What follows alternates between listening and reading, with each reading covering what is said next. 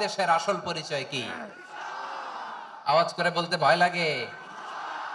এদেশের আসল পরিচয় কি? ইসলাম দিয়ে আমাদের সংসদ ভবন চলুক, আমরা চাই কি চাই না? বঙ্গভবনে লা ইলাহা ইল্লাল্লাহর পতাকা উড়ুক, আমরা চাই কি চাই না? প্রতিটি জেলা অফিসে, ডিসি অফিসে লা ইলাহার পতাকা ঝুলুক, আমরা চাই কি চাই না? কারা কারা চাই হাত তুলে আল্লাহরে দেখায়।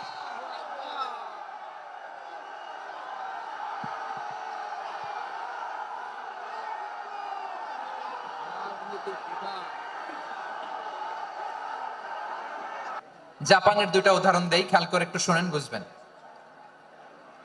আল্লাহ, 2022 সালে জাপানের সাথে জার্মানির খেলা, ফিফা ওয়ার্ল্ড কাপ 2022। এক পক্ষে জাপান, আরেক পক্ষে কোন দেশ? কথা শোনে নাই। এক পক্ষে কোন দেশ, আরেক পক্ষে? সবাই এক পক্ষে, আরেক পক্ষে।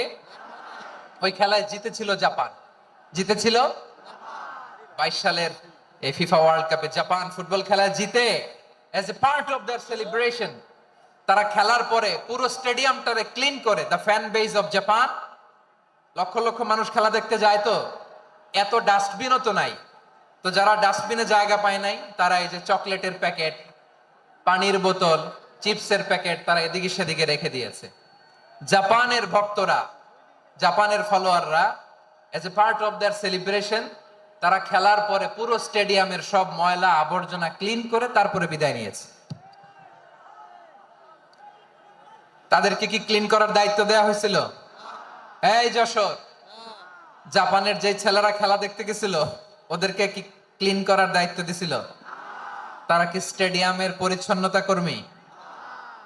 তাদের আকল, তাদের সিক্স সেন্স তাদেরকে বলেছে। ছোটবেলা থেকে জাপান গভর্নমেন্ট ওদেরকে এত পরিচ্ছন্নতা শেখায়, ক্লিনলিনেস অ্যাওয়ারনেস ক্যাম্পেইন করায়।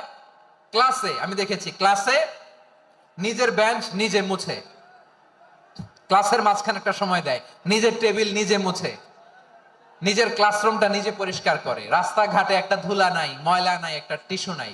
খেলার পরে গোটা বিশ্বকে তাক লাগিয়ে দিয়েছে। জাপানের ফ্যানরা সবার রেখে যাওয়া গার্বেজ, টিস্যু, বোতল পরিষ্কার করে তারপরে স্টেডিয়াম থেকে বিদায় নিয়েছে। আমরা কেন এমন হইতে পারলাম না? আমরা কেন এমন হইতে পারলাম না? জাপানের যারা এগুলো করছে ওদের তিনটা করে চোখ না? চোখ তো তিনটা জাপানা লাগো, জাপানা লাগো। হাত তো চারটা, কান তো ছয়টা। হ্যাঁ, নাকি আমার মতো দুই হাত দুই কানালা মানুষ? চোখে দেখলে ওটা মানুষ না। চিন্তা করছেন? তার মানে জাপানিজদেরকে যে গ্রুমিং করে শিখানোর মাধ্যমে পরিচ্ছন্ন বানানো গেছে। ওরা যেমনি মানুষ, আমরাও মানুষ। আমাদের সন্তানদেরকে শেখালে তারাও পারবে, পারবে কিনা? দুই নাম্বার উদাহরণ বলি। চট্টগ্রাম ফেনীতে যারা গিয়েছেন, মেঘনা গোমতী ব্রিজ প্রকল্প নাম শুনছেন? মেঘনা একটা ব্রিজ পার হওয়া লাগে। এই মেঘনা গোমতী, এখানে তিনটা ব্রিজ, কাঁচপুর সহ এই তিনটা ব্রিজের নির্মাণ কাজ, রেনোভেশনের কাজ দেয়া হয়েছিল জাপানের একটা কোম্পানিকে। কাকে? জাপানের কোম্পানির নির্মাণ শেষে 738 কোটি টাকা বেঁচে গেছিল, এটা গভর্নমেন্টের হাতে দিয়ে তারা বিদায় নিয়েছে। কত টাকা?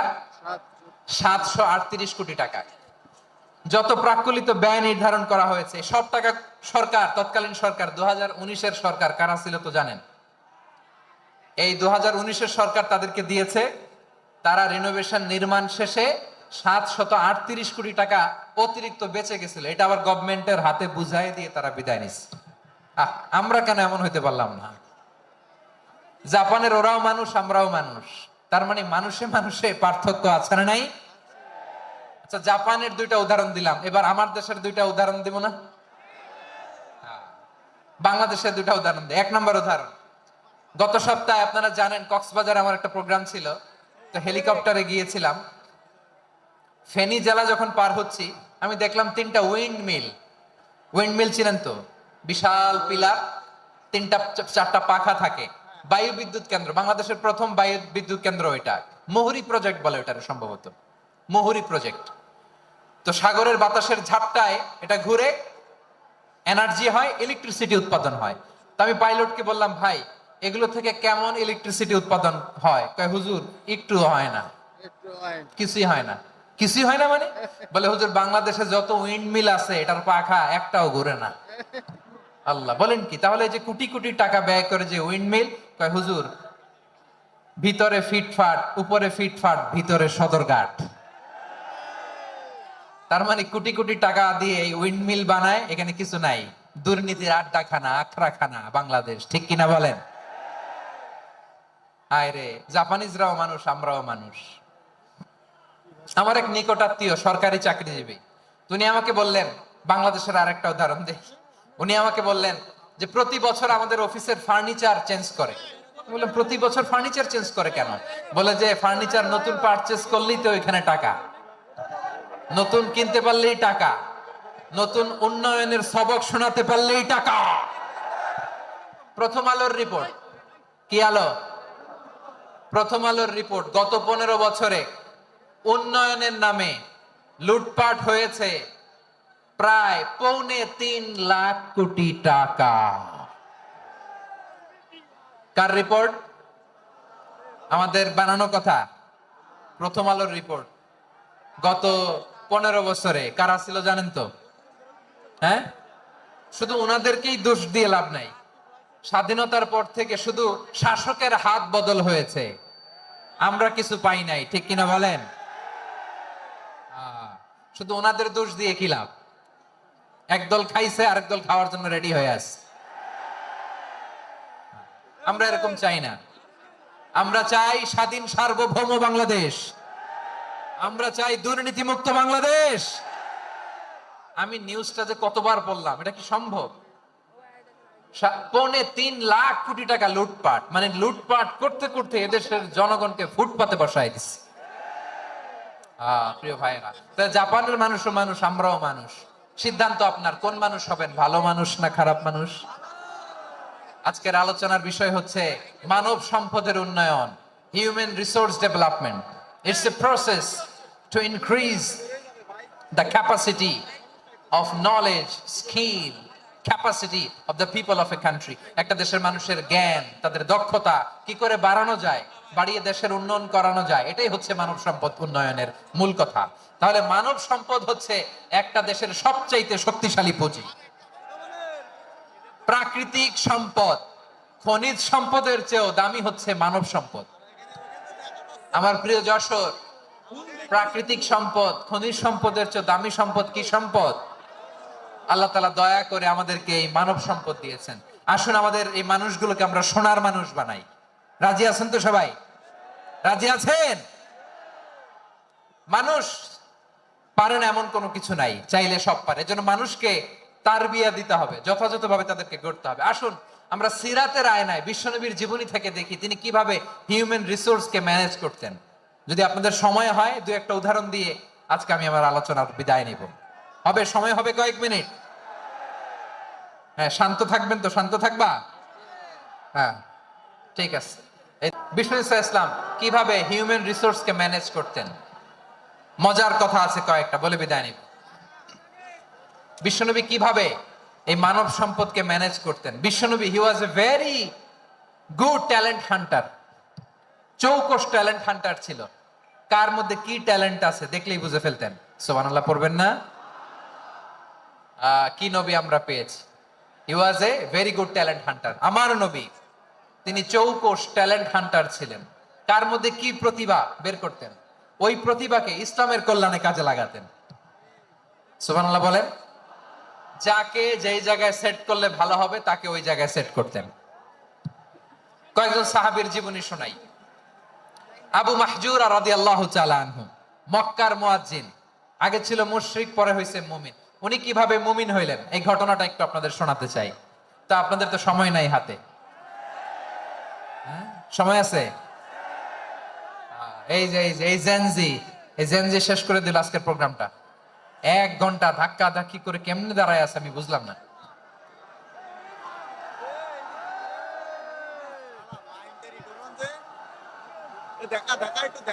না না, তাকবির না, তাকবির না, চুপ করতে হবে। What I need, you stop. Just shut up. চুপ। হ্যাঁ, ঠিক আছে, এভাবে। আবু মাহজুরা রাদিয়াল্লাহু তাআলা আনহু কিভাবে মুসলিম হলেন আওয়াজ করে শুনেন। হুনাইনের যুদ্ধ 8ম হিজরি, বিষ্ণু ঈসা ইসলাম হুনাইনের যুদ্ধ শেষে ফিরতেছেন, পথিমধ্যে বেলাল রাদিয়াল্লাহু তাআলা আনহু, এই যে আবার কথা, আই রে আল্লাহ রে, এখানে ধাক্কা থাকি কেন? চলে যাও, পেছনে যাও, যাও পেছনে যাও।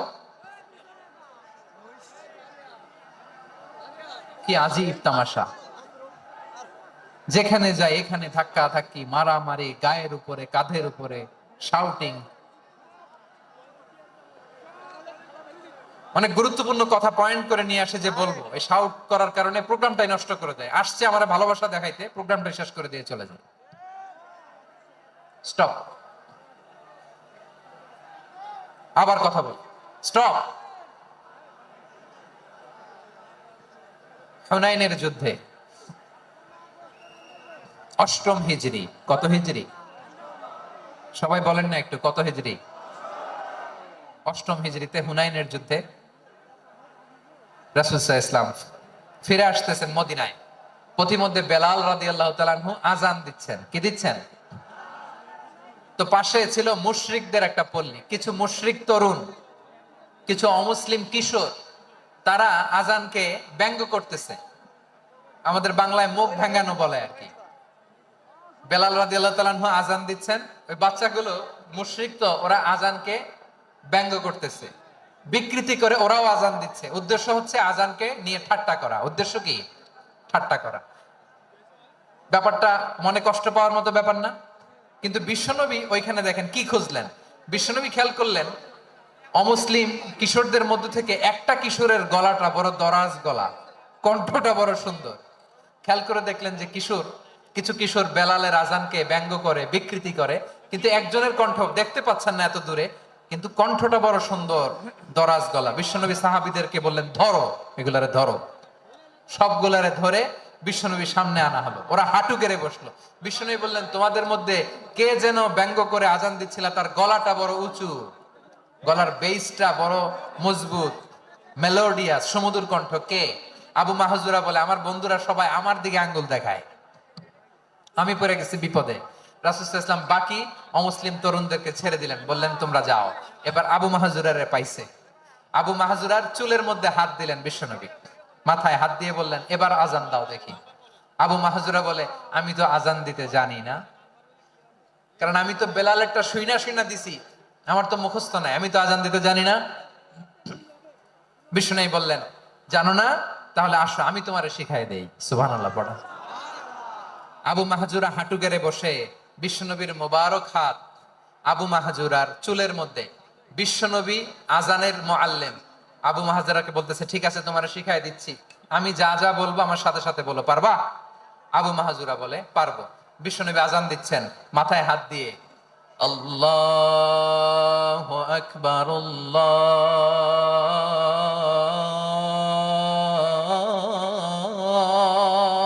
আকবার।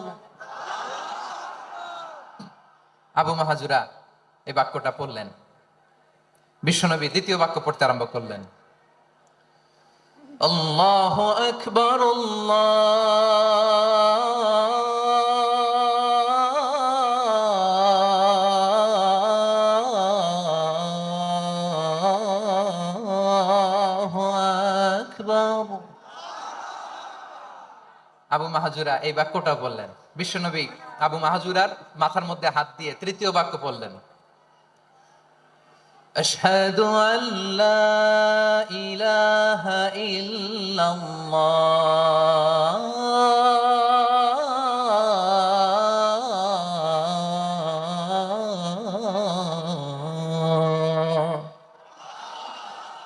আবু মাহজুরা তৃতীয় বাক্য পড়লেন। বিশ্বনবী একটা বাক্য পরে আবু মাহজুরা পরে, বিশ্বনবী পরে আবু মাহজুরা পরে। আবু মাহজুরা কিন্তু অমুসলিম, মুশরিক। আবু মাহজুরা বলে, এক একটা বাক্য পড়ি আমার কলিজাটা গলে ঠান্ডা হয়ে যায়। এতদিন মোহাম্মদকে গালি দিতাম, এখন মোহাম্মদ আমার মাথায় যখন হাত রাখছে আমার সারা শরীর ঠান্ডা হয়ে গেছে। বিশ্বনবী আযান শিখাচ্ছেন, একটা একটা বাক্য পড়ে আবু মাহজুরাও পড়ে, বিশ্বনবী পড়ে আবু মাহজুরাও পড়ে। পুরো বাক্যগুলো যখন শেষ, আযান শেষ, আবু মাহজুরাও যখন পুরো আযান পড়লেন, আবু মাহজুরা বললেন, এতদিন মোহাম্মদের চেহারা দেখলে আমার ঘৃণা লাগতো, আজ থেকে মোহাম্মদের চেহারার চেয়ে প্রিয় চেহারা আমার কাছে নাই। আবু মাহজুরা বললেন, ও মুহাম্মদ, আজানের বাক্য তো আপনি আমারে শেখালেন, এখানেই শেষ করবেন না, আপনি আমারে পড়ায় দেন, লা ইলাহা ইল্লাল্লাহু মুহাম্মাদুর রাসূলুল্লাহ সাল্লাল্লাহু আলাইহি ওয়াসাল্লাম। বিশ্বনবীর সাথে দাঁড়িয়ে উনি শাহাদা পড়ে মুসলমান হয়ে গেলেন। এবার আবু মাহজুরা বলে, ইয়া রাসূলুল্লাহ, ইয়া হাবিবাল্লাহ, আমি মুমিন হয়েছি, মুসলমান হয়েছি, আপনার কাছ থেকে আজান শিখার সৌভাগ্য আমি লাভ করেছি গো নবী। আমার কণ্ঠের বড় তারিফ করেছেন, আপনি আমার আজানকে আপনি পছন্দ করেছেন। একটা জিনিস আপনার কাছে চাই, আপনি আমাকে মক্কার মসজিদুল হারামের মুয়াজ্জিন হিসেবে অ্যাপয়েন্ট করে দে। বিষ্ণু ঈসা ইসলাম বললেন, যাও আবু মাহজুরা, আমি তোমাকে পৃথিবীর শ্রেষ্ঠতম মসজিদ মক্কার মসজিদুল হারামের মুয়াজ্জিন হিসেবে অ্যাপয়েন্ট করে দিলাম। দেখছেন কিভাবে ট্যালেন্ট হান্টিং করতে হয়, কিভাবে হিউম্যান রিসোর্স মানব সম্পদকে ব্যবহার করতে হয়। আসছিল আজানকে ভেঙ্গাইতে, আসছিল কেন? আজানকে ব্যঙ্গ করার জন্য, বিকৃত করার জন্য। আজানকে বিকৃত করতে যে ইসলামের সবচেয়ে শ্রেষ্ঠ মসজিদের মুয়াজ্জিন হয়ে গেল। পড়েন সুবহানাল্লাহ। হযরত আবু মাহজুরা রাদিয়াল্লাহু তাআলা আনহু ওনার এই সুললিত কণ্ঠ ব্যবহার করে মসজিদুল হারামে এত সুন্দর করে আল্লাহু আকবার বলে আজান দিতেন, মানুষগুলোর, মুসল্লিগুলোর, মক্কাবাসীর হৃদয়কে তিনি বিগলিত করে দিতেন, মানুষের হৃদয়কে ঠান্ডা হয়ে যেত। শুধু এখানেই শেষ না আমার যশোরের ভাইয়েরা, বিশ্বনবী যখন সাইয়েদনা আবু মাহজুরা রাদিয়াল্লাহু তাআলা আনহুকে আজান শিখাচ্ছিলেন, বলেন তো বিশ্বনবীর হাতটা কোথায় ছিল? আবু মাহজুরার মাথার সামনে, এই চুলের উপরে ছিল। আবু মাহজুরা ওই স্মৃতিটাকে ধারণ করবার জন্য, ওই স্মৃতিকে বহন করার জন্য বিশ্বনবীর মোবারক হাত আবু মাহজুরার কপালের চুলের যেই জায়গায় লেগেছে, মৃত্যুর আগের দিন পর্যন্ত আবু মাহজুরা মাথার ওই চুলে কোনোদিন ছুরি আর কামার লাগায় না, সেখানে কেচি লাগায় নাই, চুলের মধ্যে খুর লাগায় নাই। আবু মাহজুরা ডান দিকের চুল কাটতো, বাম দিকের চুল কাটতো, পেছনের চুল কাটতো, সামনের চুল কাটতো না। আবু মাহজুরা রাদিয়াল্লাহু তাআলা আনহুর সামনের চুলগুলো বড় হতে হতে যখন এত বড় হয়ে যায়, তিনি চুলগুলো পেঁচিয়ে মাথার মধ্যে রাখতেন, তারপরে তিনি পাগড়ি পরতেন। সবাই জিজ্ঞেস করতো, আবু মাহজুরা, এটা আবার কেমন স্টাইল? দেখতে তোমারে কি বিদঘুটে লাগে? কেমন অড লাগে, কেমন খারাপ দেখা যায়? মক্কায় এমন কোন মানুষ তো দেখি নাই, ডানে চুল কাটে, বায়ে চুল কাটে, পেছনে চুল কাটে, সামনে কাটে না। ওরে আবু মাহজুরা, কেমন দেখা যায় তোমারে? তুমি সামনের চুল কাটো না কেন? আবু মাহজুরা বলে, আমি হাঁটু গেড়ে পেয়ারা নবীর সামনে বসেছিলাম, আমার এই মাথার চুলের মধ্যে মুবারক হাত লাগিয়ে বিশ্বনবী নিজে আমাকে আজানের প্রতিটা বাক্য শিক্ষা দিয়েছেন। বিশ্বনবীর মোবারক হাত, পবিত্র হাত আমার মাথার চুলের যে জায়গায় লেগেছে, আমি চাই ওই চুলগুলা নিয়ে আমি আমার কবরের ভিতরে যাব। সাইয়েদনা আবু মাহজুরা রাদিয়াল্লাহু তাআলা আনহু ইন্তেকালের আগের পর্যন্ত মাথার সামনের চুলগুলা কাটে নাই। মাথার সামনের চুল তিনি কাটেন নাই। সুবহানাল্লাহি বিহামদি। কেমন ভালোবাসতেন বিশ্বনবী সাহাবীদেরকে, সাহাবারা কেমন ভালোবাসতেন বিশ্বনবীকে। সামনের চুলগুলো বড় হতে হতে এত বড় ছিল, পেঁচিয়ে রেখে পাগড়ি পরতেন, কাটতেন না। নবীর হাত লেগেছিল। সুবহানাল্লাহ পড়ে। তাহলে what is the lesson? Moral of the story কি? মোরাল অফ দ্য স্টোরি হচ্ছে, আসছিল আজানকে ব্যঙ্গ করার জন্য, বিকৃত করার জন্য, হয়ে গেল মসজিদুল হারামের মুয়াজ্জিন। দেখেন বিশ্বনবী একটা খারাপ সিচুয়েশনের মধ্যে থেকে কি ভালো জিনিস বের করে আনলেন।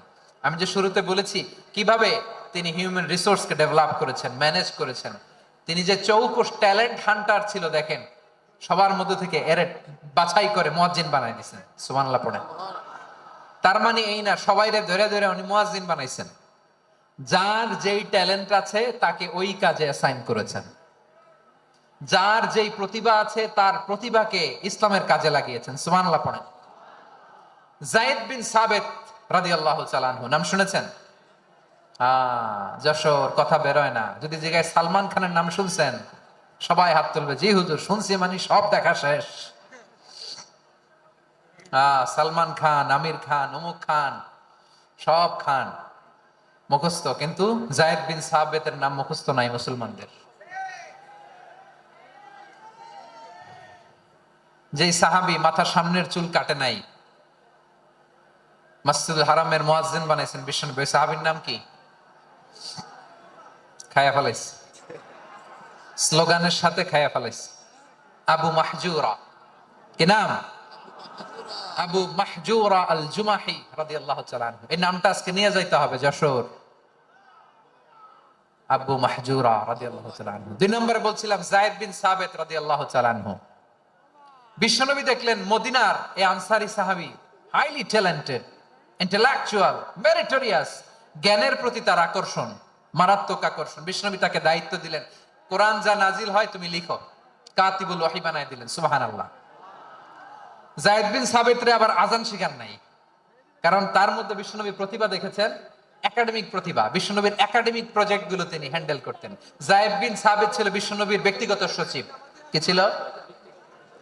ব্যক্তিগত সচিব, বোঝেন নাই? বিশ্বনবীর ব্যক্তিগত সচিব এবং দোভাষী।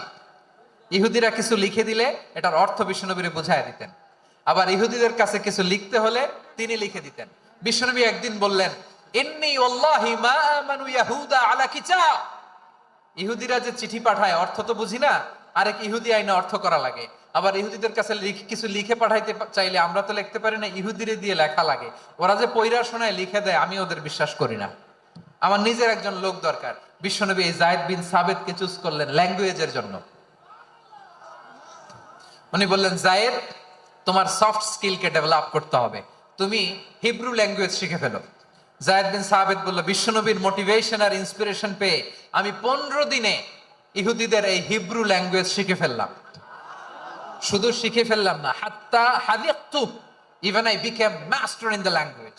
এই ভাষা আমি পারদর্শী হয়ে গেলাম। এরপরে ইহুদিরা চিঠি লিখে পাঠালে আর কোন ইহুদি ডাকা লাগতো না, আমি নবীর এটার অর্থ শুনে পরে বুঝায় দিতাম। আবার ইহুদিদের কাছে চিঠি লেখা লাগলে আমি যায়েদ বিন সাবিত চিঠি লিখে দিতাম। সুবহানাল্লাহ। দেখেন, এত সাহাবীর মধ্য থেকে বিশ্বনবীর একাডেমিক প্রজেক্ট, ব্যক্তিগত সচিব, দোভাষী হিসেবে তিনি যায়েদ বিন সাবিতের মতো তরুণকে নির্বাচিত করেছেন। কেমন ট্যালেন্ট হান্টার ছিল আমার নবী। সুবহানাল্লাহ পড়বেন না? বিশ্বনবীর ইন্তেকালের পরে সাইয়েদনা আবু বকর রাদিয়াল্লাহু তাআলা আনহু যখন খলিফা হয়ে আসলেন, কোরআনকে সংকলনের দায়িত্ব দেয়া লাগবে, কোন সাহাবীকে দিবেন? সব সাহাবারা মিলে পরামর্শ করলেন। সাইয়েদনা আবু বকর, ওমর সবাই মিলে এই বিশাল কোরআন সংকলনের গুরু দায়িত্ব বিশ্বনবীর ব্যক্তিগত সচিব, বিশ্বনবীর দোভাষী, বিশ্বনবীর সিলেক্ট করাই লোক যায়েদ ইবনে সাবিত রাদিয়াল্লাহু তাআলা আনহুকে দিয়েছে। কোরআনের কপি তো আজকে এখানে রাখে নাই। এই যে আজকের যে কোরআন পড়েন, এটা আগে এরকম ছিল না। কোরআন নাজিল হলে সাহাবারা চামড়ার, ওটের চামড়ায় লিখে ফেলতো, ওটের চ্যাপ্টা হাড্ডির মধ্যে লিখে ফেলতো, গাছের গুড়ির মধ্যে লিখে ফেলতো, বিভিন্ন জনের কাছে ছড়ানো ছিটানো ছিল। আবু বকর রাদিয়াল্লাহু তাআলা আনহু একসাথে করলেন, পরবর্তীতে ওসমান রাদিয়াল্লাহু তাআলা আনহু একসাথে করলেন। 114 সূরার এখন এই মুসহাফ, এই কম্পাইলেশন, এই কপি আমরা পেয়েছি, যার হিউজ কন্ট্রিবিউশন ছিল। এই পুরো কোরআন কম্পাইলেশনের প্রজেক্ট ম্যানেজার ছিল যায়েদ বিন সাবিত রাদিয়াল্লাহু তাআলা। কোরআন কম্পাইলেশনের প্রজেক্ট ম্যানেজার। দেখেন, ওনারে মাথায় হাত দিয়ে আজান শিখায় নাই। সুবহানাল্লাহ কইবেন না? তাহলে প্রথম সাহাবী আবু মাহজুরাকে মুয়াজ্জিন বানাইলেন, যায়েদ বিন সাবিতকে ব্যক্তিগত সচিব আর দোভাষী বানালেন, মুসআব ইবনে উমাইর রাদিয়াল্লাহু তাআলা আনহুকে ইসলামের প্রথম অ্যাম্বাসেডর বানালেন। তাহলে তৃতীয় নাম্বার একজন সাহাবীর নাম বলছি, মুসআব ইবনে উমাইর। মুসআব, কি নাম?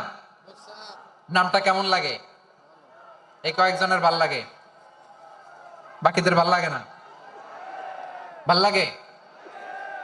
এই এই আর কয়েকটা মিনিট দেওয়া যাবে না আমাকে আল্লাহর রাস্তে? হ্যাঁ, ঠিক আছে। আমি তোমাদেরকে ভালোবাসা দেখাবো, দোয়া করব, যদি চুপ থাকো, একেবারে চুপ, কষ্ট সহ্য করো, বাকিরে যা সওয়াব পাবে তোমরা ডবল পাবা, যেহেতু কষ্ট বেশি, কিন্তু চুপ। 3 নাম্বার সাহাবীর নাম মুসআব।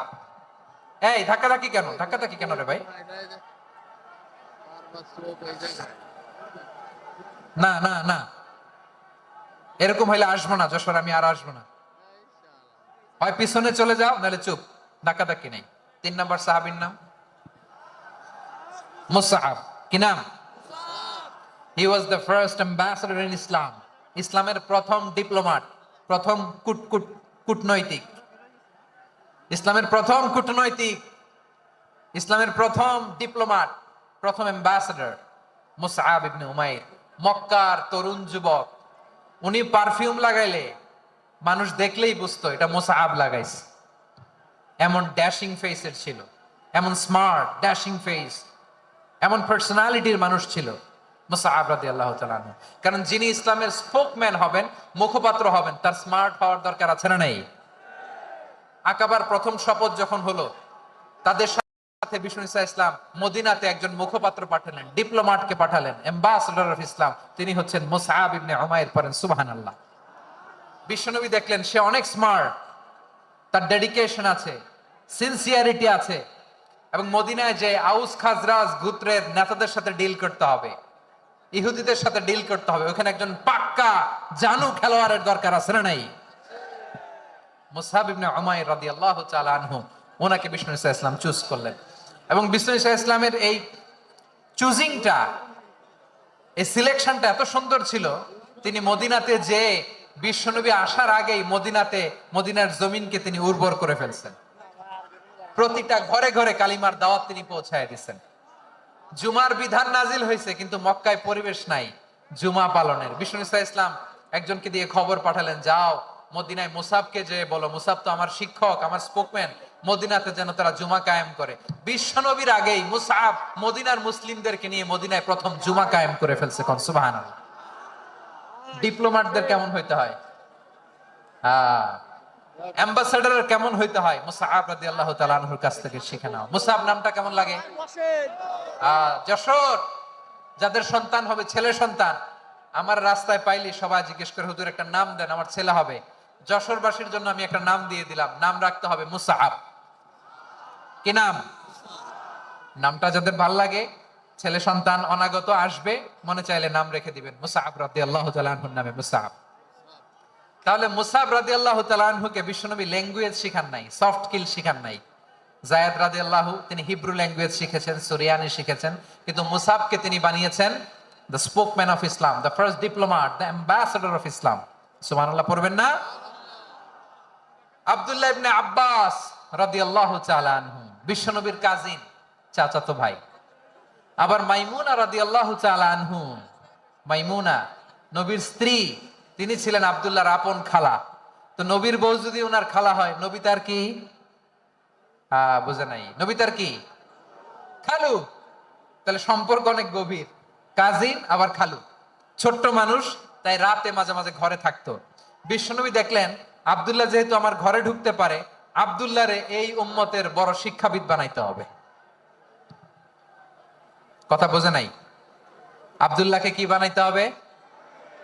শিক্ষাবিদ, এডুকেটর অফ দিস উম্মাহ, এই উম্মার শিক্ষাবিদ বানাইতে হবে। তাই আব্দুল্লাহ ইবনে আব্বাসকে বিশ্বনবী হাতে কলমে শিক্ষা দিয়েছেন। আহারে, আর এরপরে যে কি ভাষা আসবে তোমাদের জন্য আমার মুখ থেকে, আমি নিজেও জানি না, আমি নিজেও জানি না। 1 ঘন্টা যাবত ধাক্কা ধাক্কি মারামারি। তো আসতে বলছে কে তোমাকে? পেছনে চলে যাও, জায়গা না পেলে। পুরো প্রোগ্রামটাই নষ্ট করে দিল।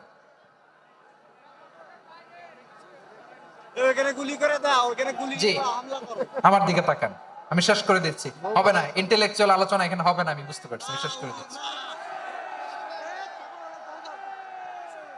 আব্দুল্লাহ ইবনে আব্বাস রাদিয়াল্লাহু তাআলা আনহু, মনোযোগ দিয়ে কয়েকটা মিনিট শুনুন, আমি এখনই শেষ করে দিচ্ছি, এরপর আওয়াজ করবে। এই যে এগুলো কি আমি বুঝলাম না। আমি বললাম না সব করা যাবে, বসে যাও, শুয়ে যাও, চলে যাও, আওয়াজ করা যাবে না। অন্যকে বসো এটাও বলার দরকার নাই, জাস্ট এদিকে তাকাও। আল্লাহ। আব্দুল্লাহ ইবনে আব্বাস রাদিয়াল্লাহু তাআলা আনহু, ওনাকে বিশ্বনবী হাতে কলমে শিক্ষা দিয়েছেন, যেহেতু উম্মতের শিক্ষাবিদ হবেন, এডুকেটর হবেন। তো বিশ্বনবী রাতে যখন তাহাজ্জুদ পড়তেন, ছোট্ট আব্দুল্লাহ ঘরে থাকতো। বুঝতে পেরেছেন? ছোট্ট মানুষ তো ঘরে থাকতো। তো বিশ্বনবী তাহাজ্জুদের জন্য একবার দাঁড়িয়েছেন, ছোট্ট আব্দুল্লাহ ওযু করে দাঁড়াইছে। আচ্ছা বলেন তো, ইমাম আর মুসল্লি মোট যদি দুইজন হয়, একজন ইমাম একজন মুসল্লি, তো মুসল্লি ইমামের কোন দিকে দাঁড়াবে? ডানে দাঁড়াবে। ছোট্ট আব্দুল্লাহ বোঝে নাই, বিশ্বনবী তাহাজ্জুদ শুরু করেছেন, উনি ইক্তেদা করছেন আর দাঁড়াইছেন বায়ে।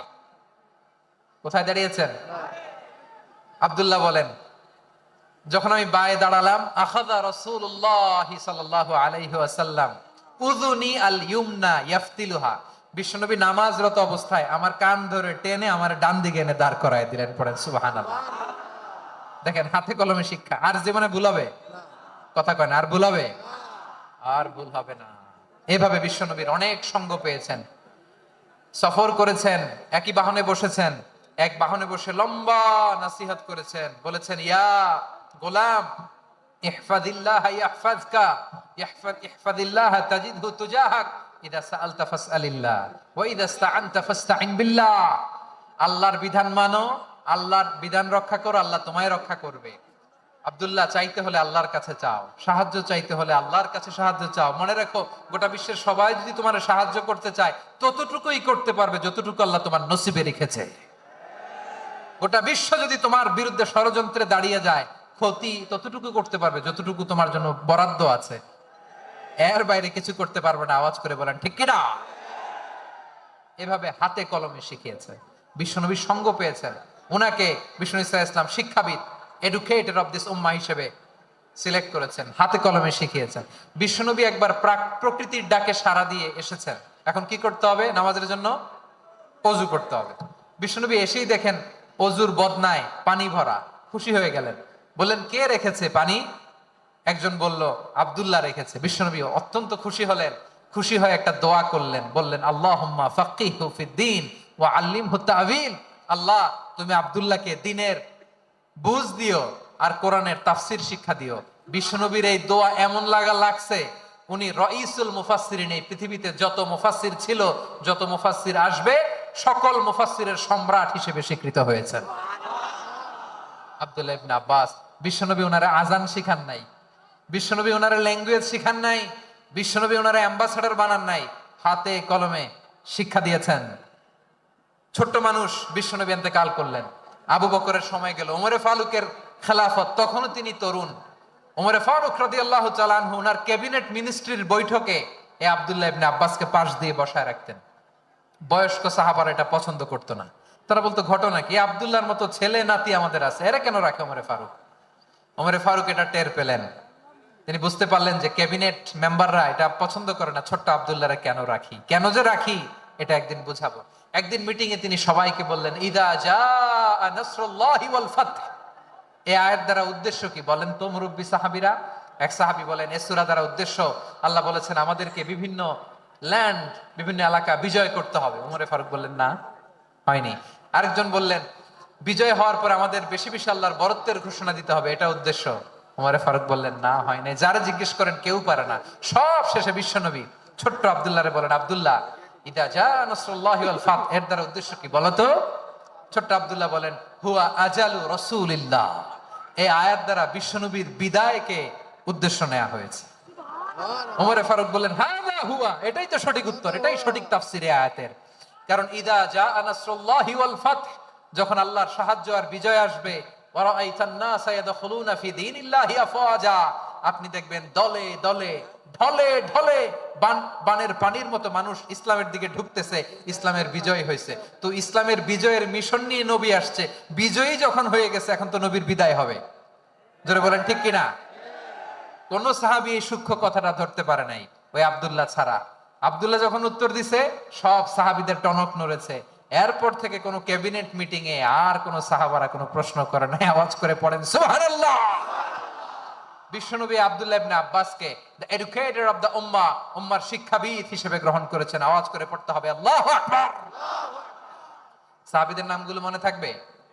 এক নম্বরে আবু মাহজুরা, মুয়াজ্জিন বানাইছেন। যায়েদ ইবনে সাবিত, দোভাষী, ট্রান্সলেটর অফ প্রফেট, এবং তিনি ছিলেন বিশ্বনবীর ব্যক্তিগত সচিব। Musab ibn Umair, the first ambassador and diplomat of ইসলাম।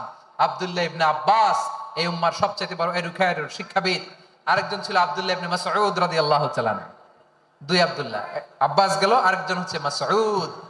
মক্কার তরুণ, ছাগল পালতো মুশরিকের।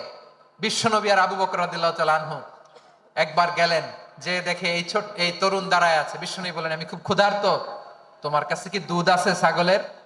আব্দুল্লাহ ইবনে মাসউদ বলে, আছে। ওয়ালাকিন আনা মু'তামান, কিন্তু যে দুধ আছে এটা আমানতের, আমি দিতে পারবো না। বিশ্বনবী এইটা শুনেই তারা টার্গেট করে ফেলছে। আনা মু'তামান, দুধ আছে কিন্তু এটা আমার মালিকের, আমি তো দরদ দেখাই আমার মালিকের দুধ, আপনি পথিক, আপনারে দিতে পারি না। বিশ্বনবী টার্গেট করে ফেলছেন, এরে আমার কাজে লাগাইতে হবে। বিশ্বনবী বলেন, আচ্ছা ঠিক আছে, দুধ দিও না, কিন্তু এমন ছাগি আছে কিনা যেই ছাগির সাথে কোনো ছাগলের মিলন হয় নাই, তার ওলানে দুধও আসে নাই, বাচ্চাও নাই, এরকম ছাগির থেকে যদি আমি দুধ খাই তাহলে তো সমস্যা নাই। বলতেছে, এরকম ছাগির থেকে দুধ খাইলে সমস্যা নাই, কারণ এরকম ছাগির ওলান থেকে দুধ আসবেও না। বলতেছে, ঠিক আছে, এরকম একটা ছাগি নিয়ে আস। নিয়ে আসা হলো। বিশ্বনবী বিসমিল্লাহ বলে ওই ছাগির ওলানে হাত দিলেন। হাত দিতে দেরি, পুরো ওলানটা দুধে ভরে যেতে দেরি হয় না। বিশ্বনবী আর আবু বকর রাদিয়াল্লাহু তাআলা আনহু দহন করে পেট ভরে খেলেন। এই দৃশ্য আব্দুল্লাহ ইবনে মাসউদের হৃদয়ে দাগ কাটলো। এই মুজিজা দেখে তিনি বললেন, আশহাদু আল্লা ইলাহা ইল্লাল্লাহ ওয়া আশহাদু আন্না মুহাম্মাদুর রাসূলুল্লাহ। তিনি ষষ্ঠ মুসলিম ছিলেন, 6 নম্বর মুসলমান। ওনাকে টার্গেট করে বিশ্বনবী দেখলেন এমন ইন্টেলেকচুয়াল ব্রেন, উনি সূক্ষ্ম সূক্ষ্ম জিনিস বুঝে বেশি, ফিকহি জ্ঞান ওনার মধ্যে বেশি। বিশ্বনবী ওনাকে কোরআনের জ্ঞান শিক্ষা দিতে লাগলেন। উনি বিশ্বনবী সবার কাছে কোরআন শোনায়, কিন্তু বিশ্বনবী নিজে আব্দুল্লাহ ইবনে মাসউদের কাছ থেকে কোরআন শুনতো। বিশ্বনবী একবার বললেন, ইকরা আলাইয়া ইয়া মাসউদ, ইবনে মাসউদ একবার শোনাও তো কোরআন দেখি। আব্দুল্লাহ ইবনে মাসউদ বলে, আকরাউ আলাইকা ওয়া আলাইকা উনজিল, নবী আপনার উপর কোরআন নাজিল হয় আর আমি আপনার সামনে কোরআন পড়বো? বিশ্বনবী বললেন, ইন্নী উহিব্বু আন আসমাআহু মিন গায়রি, আমি নিজে পড়তে যেমনি ভালোবাসি, অন্যে পড়ুক আমি শুনবো, এটাও আমি ভালোবাসি। সূরা নিসা তিনি তেলাওয়াত করে শুনিয়েছেন। এমন সূক্ষ্ম সূক্ষ্ম বিষয় বিশ্বনবী উনাকে ধরিয়ে দিয়েছেন। উনি হয়ে গিয়েছেন, আব্দুল্লাহ ইবনে আব্বাস হয়েছেন রাইসুল মুফাসসিরিন, ওই হয়ে গিয়েছেন ফাকিহুল উম্মাহ। ওনার চাইতে বড় ফকি এই পৃথিবী আর দেখবে না, চিল্লায় বলেন সুবহানাল্লাহ। উনি বলতেন, ওয়াল্লাহি ওয়াল্লাহি ইল্লাযী লা ইলাহা গায়রু মা উনজিলাত সূরাতুন ইল্লা ওয়া আনা আ'লামু আইনা উনজিলাত ওয়া ফিমা উনজিলাত। বিশ্বনবী এমন ভাবে কোরআনের দার্স আমাকে দিয়েছেন, কোরআনে যত সূরা নাজিল হয়েছে, যেখানে নাজিল হোক না কেন আমি জানি এটা কোথায় নাজিল হয়েছে এবং কোন প্রেক্ষাপটে নাজিল হয়েছে। এমন একটা সূরা নাই যে সূরার কোথায় নাজিল হয়েছে আমি মাসুদের জানা নাই, কোন প্রেক্ষাপটে নাজিল হয়েছে আমার জানা নাই। এরকম ঘটবে না, চিল্লায় বলেন আল্লাহু আকবার। এই আব্দুল্লাহ ইবনে মাসউদ রাদিয়াল্লাহু তাআলা ওমর ফারুকের সময় কুফার চিফ জাস্টিস ছিলেন। কুফা নগরীর চিফ জাস্টিস। চিফ জাস্টিস বুঝেন নাই? বিচারপতি। কি ছিলেন? সবাই বলে নাই, কি ছিলেন? বিচারপতি ছিলেন। এবং ওনার যে ফিকহি জ্ঞানের ধারা, এটাই আলকামা, ইব্রাহিম আন-নাখাই, হাম্মাদ ইবনে সুলাইমান হয়ে ইমাম আবু হানিফা পর্যন্ত পৌঁছেছে। এবং ওনার ফিকহি জ্ঞানের ধারাই হানাফি মাযহাবে অ্যাকসেপ্ট হয়েছে। আজও এগুলো হানাফি মাযহাবে চর্চিত হয়। হানাফি মাযহাবের সব ফিক আব্দুল্লাহ ইবনে মাসউদের ফিকহি জ্ঞানের ধারা থেকে নেওয়া হয়েছে, চিল্লায় পড়েন সুবহানাল্লাহ। তাহলে উনাকে বিশ্বনবী বানিয়েছেন জুরিস্ট, জুরিস্ট, আইনবিদ, ফাকিহ। উনারে আজান শিখান নাই। হিউম্যান রিসোর্স ডেভেলপমেন্ট কিভাবে করবেন, মানব সম্পদের উন্নয়ন কিভাবে করতে হয়, কিভাবে যার যেখানে প্রতিভা কাজে লাগাতে হয় উনি দেখিয়েছেন। সুবহানাল্লাহ পড়বেন না? খালিদ বিন ওয়ালিদ নাম শুনছেন? কে কে শোনেন নাই হাত তোলেন। কি ছিলেন? বীর যোদ্ধা। বীর যোদ্ধা ছিলেন খালিদ বিন ওয়ালিদ। কিন্তু তিনি ইসলাম ধর্ম গ্রহণ করেছেন অনেক দেরিতে, 8ম হিজরিতে। তার মানে 8ম হিজরির আগে উনি মুশরিকদের পক্ষে লড়াই করেছেন। ওনার হাতে কত মুসলিম সাহাবী যে নিহত হয়েছে হিসাব নাই। বিশ্বনবী টার্গেট করে রাখছে, তুমি আমাদের মুসলিমদের এত ক্ষতি করলা, তুমি যখন মুসলমান হবা তোমার দিয়ে আমি এমন কাম করামু যে এটা আর কেউ করতে পারবে না। সুবহানাল্লাহ নাই? যশোর ক্লান্ত হয়ে গেছে।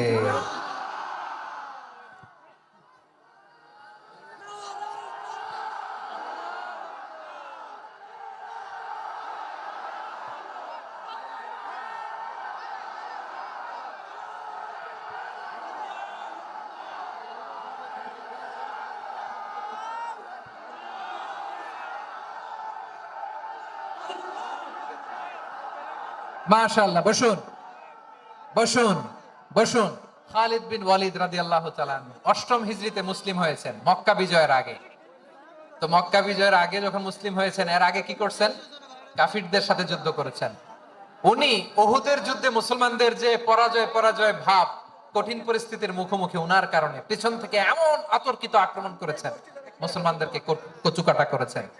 অষ্টম হিজরিতে আল্লাহ তাআলা হেদায়েতের নূর দিয়ে ওনার হৃদয়টাকে উজালা করে দিলেন।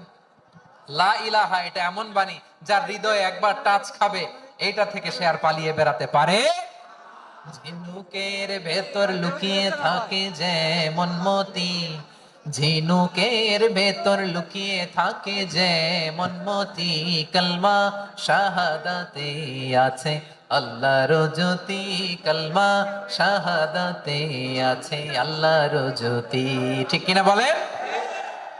মক্কা বিজয়ের আগে মুসলিম হলেন, হওয়ার পরে বিশ্বনবীর টার্গেট ফুলফিল হলো। ওই যে টার্গেট করে রেখেছেন আর দোয়া করেছেন, খালিদ বিন ওয়ালিদ যদি মুসলিম হয় তাকে আমি মিলিটারি চিফ বানাবো।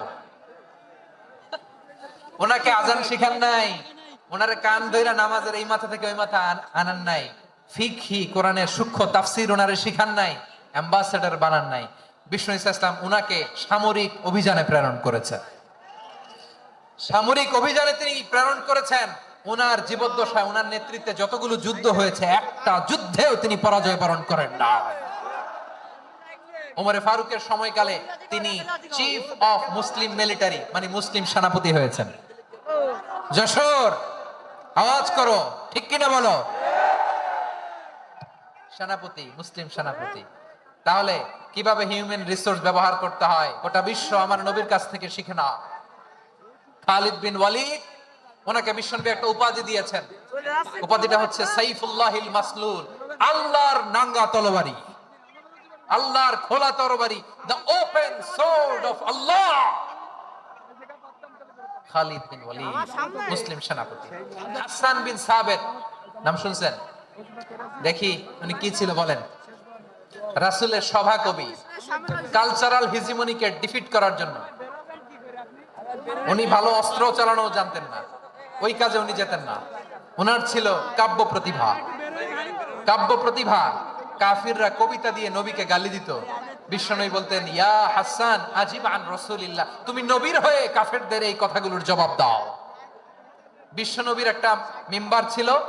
বিশ্বনবীর মিম্বারের পাশাপাশি মসজিদে নববীতে এই হাসান বিন সাবিতের জন্য বিশ্বনবী একটা স্পেশাল মিম্বার বানিয়ে দিয়েছে। এখান থেকে তুমি জবাব দাও। এবং বিশ্বনবী বলেছেন, আল্লাহুম্মা আইয়িদহু বিরূহিল কুদুস। আল্লাহ, হাসান আমার পক্ষে জবাব দেয়, তুমি জিব্রাইল মারফত তাকে সাহায্য পাঠায়া দিও। নবীর কবি, উনি কবিতা দিয়ে, এমন উচ্চাঙ্গের ভাষায় কবিতা দিয়ে তিনি জবাব দিতেন, কাফিরদের গা শিহরে যেত, তাদের হৃদয়ে আগুন ধরে যেত। তাহলে এরকম কবিরও দরকার আছে না নাই? এখন যাকে আল্লাহ দিছে কাব্য প্রতিভা, এরা যদি আপনি যুদ্ধের ময়দানে পাঠান হবে? যারা দিছে সুরেলা গলা, এরা যদি অ্যাম্বাসেডর বানান হবে না। হাসান বিন সাবিত হুযায়ফা ইবনুল ইয়ামান বিশ্বনবীর গোয়েন্দা বিভাগের প্রধান। কিসের প্রধান? হুযায়ফা ইবনুল ইয়ামান। ওনার ছিল ডিটেকটিভ মাইন্ড, ডিটেকটিভ মাইন্ড, গোয়েন্দা বিভাগের প্রধান। এবং উনি হচ্ছেন সাহিবু সিররি রাসূলিল্লাহ, রাসূল সাল্লাল্লাহু আলাইহি ওয়াসাল্লামের গোপন তথ্যের ধারক বাহক। নবীর যেই কথা কেউ জানে না, সব হুযায়ফার পেটের ভিতরে ছিল। সুবহানাল্লাহ পড়েন। মুআয ইবনে জাবাল মদিনা রাষ্ট্রের সবচেয়ে সিনিয়র আমলা ছিলেন। আমলাতন্ত্র চেনেন তো? প্রশাসনিক কাজ যারা চালায়, অ্যাডমিনিস্ট্রেশন বোঝেন না? The department of administration. মদিনার রাষ্ট্রের সিনিয়র আমলা মুআয ইবনে জাবাল মুতাখাসসিসুন ফিল হালাল ওয়াল হারাম, হালাল হারামের স্পেশালিস্ট ছিলেন। বিশ্বনবী উনাকে ইয়ামানের গভর্নর করে পাঠিয়েছেন। বলেছেন, ইন্নাকা তা'তি কওমান আহলা কিতাব, এমন গোষ্ঠীর কাছে যাবা যারা ইহুদি নাসারা। আগে শাহাদা পড়লে এরপর নামাজের দাওয়াত দিও, নামাজ পড়লে যাকাতের দাওয়াত দিও। গভর্নরের অ্যাটিটিউড যেমন থাকে তেমন অ্যাটিটিউড ধরে রেখো। সুবহানাল্লাহ পড়েন। তাহলে মুআয ইবনে জাবালকে দিয়ে বিশ্বনবী কবিতা লেখায় নাই, চিঠি লেখায় নাই, আযান দেওয়ায় নাই। সুবহানাল্লাহ পড়বেন না? সব শেষ সাহাবী বলি আবু হুরায়রা রাদিয়াল্লাহু তাআলা, নাম শুনছেন? বিড়ালের বাবা। কি করতেন? খালি হাদিস মুখস্থ করতেন। উনি বলতেন আলজামু রাসূলুল্লাহ আলা মিলই বাতনি, আমার শুধু পেটের ক্ষুধার বন্দোবস্ত হইলে আমি নবীর সঙ্গ ছাড়তাম না। আমার আনসার সাহাবারা ক্ষেত খামারের কাজ করত, আমার মুহাজির সাহাবারা ব্যবসা করত, আর আমি নবীর সাথে সাথে থাকতাম। শুধু সকাল বিকাল দুই বেলা যদি আমার খাবারের বন্দোবস্ত হয়, আমি আর নবীর লক ছাড়ি না। সুবহানাল্লাহ কইবেন না? 5374টা হাদিস তিনি বর্ণনা করেছেন। সবচেয়ে বেশি হাদিস বর্ণনাকারী সাহাবী। হাদিস প্রিজার্ভেশনের কাজে বিশ্বনবী ওনাকে কাজে লাগিয়েছেন। উনি একদিন বলেন, ইয়া রাসূলুল্লাহ আসমাউ মিনকা কাসীরান ফালা আহফাজু, নবী অনেক কথা শুনি আমার মনে থাকে না। বিষ্ণু বললেন, তাই তুবসুত রিদাক, তোমার চাদরটা বিছাও। আবু হুরায়রা বিছালেন, বিশ্বনবী হাত বুলায় দিলেন, এরপর অনেক হাদিস বর্ণনা করলেন। আবু হুরায়রা বলে, তারপর থেকে বিশ্বনবী যাই বর্ণনা করে আমি শুনি আর একটাও ভুলি না। এখন সুবহানাল্লাহ। বিশ্বনবী ওনাকে হাদিস প্রিজার্ভেশন, নবীর এই যে লক্ষ্য হাদিস প্রিজার্ভেশনের এই দায়িত্ব দিয়েছেন সাইয়েদনা আবু হুরায়রা রাদিয়াল্লাহু তাআলা আনহু। প্রিয় ভাইরা, তাহলে 10 জন সাহাবীর কথা যে বললাম, আপনারা কি খেয়াল করেছেন কত বড় ট্যালেন্ট হান্টার, চৌকস ট্যালেন্ট হান্টার ছিল আমার নবী। এক একজনের এক এক ট্যালেন্ট, এক এক কাজে অ্যাসাইন করেছেন, এক একজনকে এক এক দায়িত্ব দিয়েছেন, এক একজনের প্রতিভাকে এক এক ভাবে বিকশিত হওয়ার সুযোগ দিয়েছেন। আওয়াজ করে বলেন ঠিক কি না? এখন আমার পর্দার আড়ালে আমার মায়েরা বলবে, এতগুলো পুরুষ সাহাবীর কথা বললো, নারী সাহাবীরা কি কিছু করে না? হ্যাঁ, একজন নারী সাহাবীর কথা বলে মোনাজাত হবে, দোয়া ছাড়া কেউ যাব না। রুফাইদা আল আসলামিয়া রাদিয়াল্লাহু তাআলা আনহা, ওনার বাবার নাম সাআদ আল আসলামি। বিশ্বনবী কি খেয়াল করলেন দেখেন, সাআদ ছিল মদিনার বড় ডাক্তার। এই নারী সাহাবী রুফাইদা বাবার কাছ থেকে চিকিৎসা বিদ্যা শিখেছেন। যখন শিখছে, বিশ্বনবী দেখলেন আমার তো প্রতি সপ্তাহে সপ্তাহে যুদ্ধে আহত সাহাবীদের সেবা দিবে কে? বিশ্বনবী রুফাইদাকে বললেন, রুফাইদা তুমি মসজিদে নববীর পাশে একটা মেডিকেল ক্যাম্প করো। এই যে সাকিনা আদ্দিন মেডিকেলের আমার ছাত্রী বন্ধুরা, শুনে রাখো, তোমাদের আইকন হচ্ছে রুফাইদা আল আসলামিয়া। বিশ্বনবীর ডিরেকশন অনুযায়ী তিনি মসজিদে নববীর পাশে একটা মেডিকেল ক্যাম্প করলেন এবং আহত সাহাবাদের চিকিৎসা উনি ওনার টিম নিয়ে দিতেন। বিশ্বনবীর পরামর্শে উনি আনসারী এবং মুহাজির মহিলা সাহাবীদেরকে নিয়ে একটা স্পেশাল মেডিকেল টিম গঠন করলেন। খায়বার যুদ্ধে 7ম হিজরিতে যখন বিশ্বনবী যায়, উনি ওনার টিম নিয়ে আসলেন, বললেন, ইয়া রাসূলুল্লাহ, আমরা তো তলোয়ার চালাতে পারি না, আমরা তো তীর মারতে পারি না, আপনি যদি অনুমতি দেন খায়বার অভিযানে আমি আমার টিম নিয়ে মেডিকেল টিমের সেবাটা সার্ভিসটা দিতে চাই। পড়েন সুবহানাল্লাহ।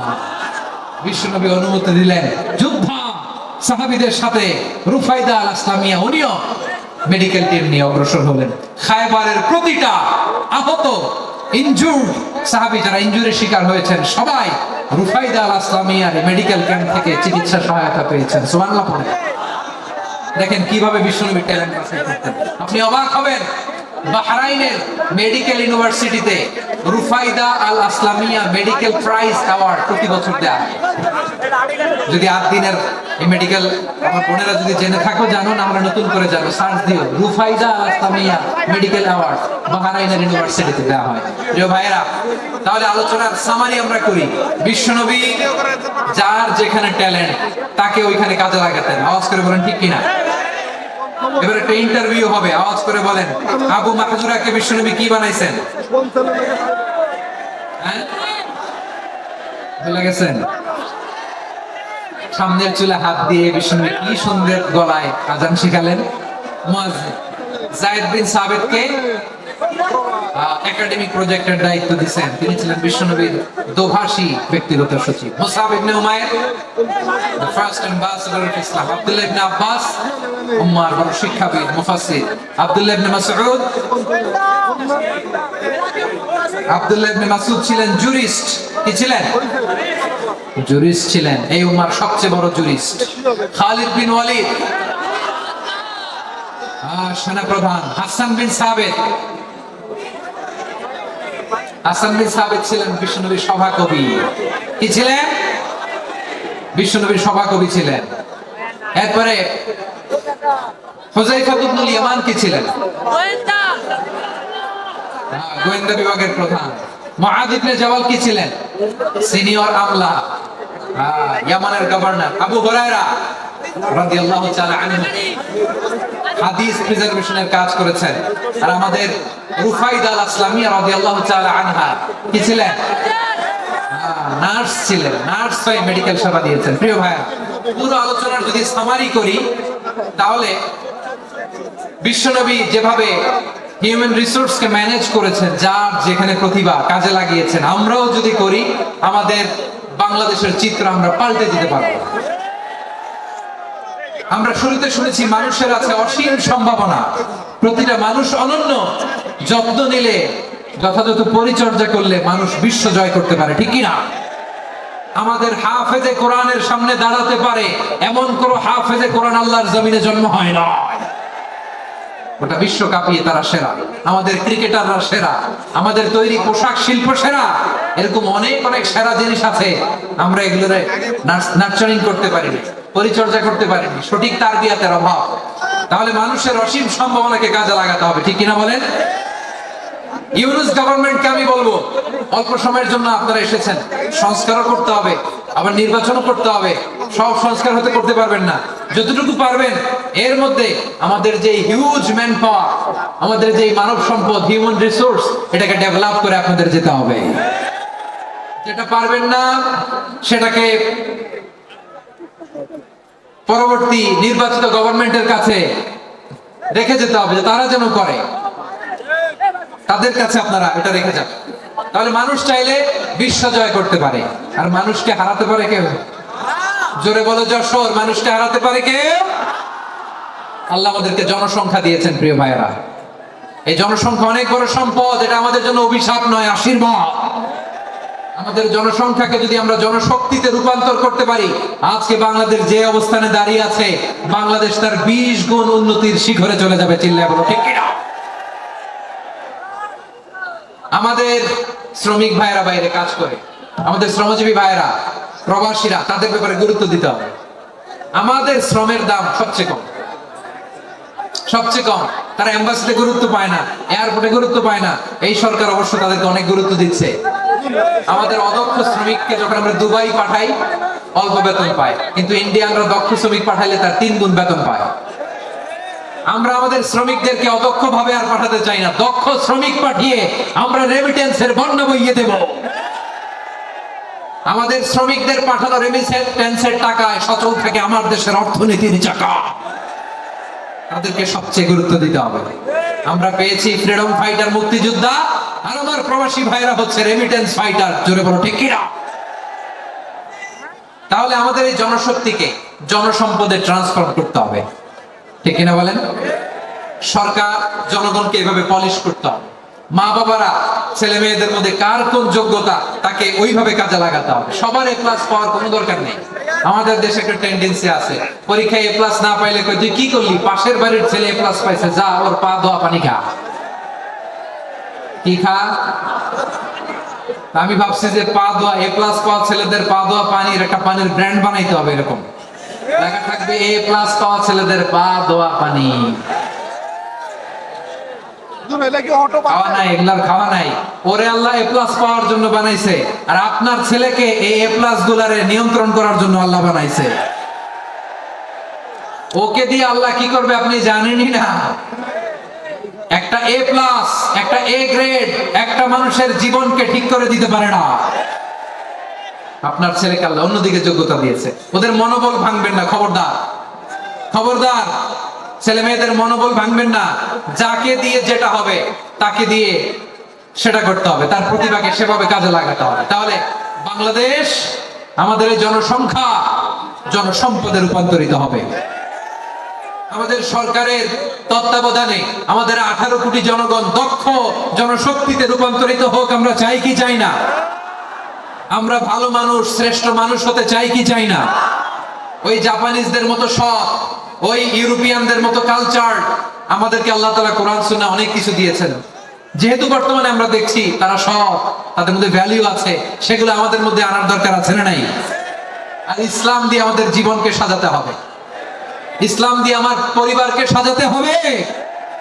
ইসলাম থেকে, কোরআন থেকে প্রেসক্রিপশন না নিলে জীবন সুন্দর হবে না। কোরআন থেকে প্রেসক্রিপশন না নিলে সমাজ সুন্দর হবে না। কোরআনের প্রেসক্রিপশন না মানলে রাষ্ট্র সুন্দর হবে না। কোরআনের প্রেসক্রিপশন অ্যাপ্লাই না করলে শুধু দুর্নীতি দমন কমিশন দিয়ে দুর্নীতি বন্ধ করা যাবে না।